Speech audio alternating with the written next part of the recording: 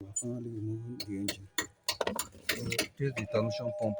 So this is what I'm changing from the gearbox. You can see there's oil leakage due to the damaged seal here. You can see the seal is damaged. So I'm going to change this entire pump. So that's why I have to drop the engine. So this is the engine. So I change the pump. So this is how the inside of the transmission pump look like. It has a chain that drives the transmission pump. Okay, you've seen the seal. It's bad. So this is here. So I've so the so I'm gonna get on that pump. So once I fix it, I will install it. This is how the inside of the transmission pump look like.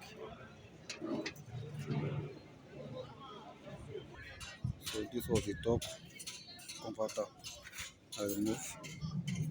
This is the engine that was lifted that I had to remove to access the pump.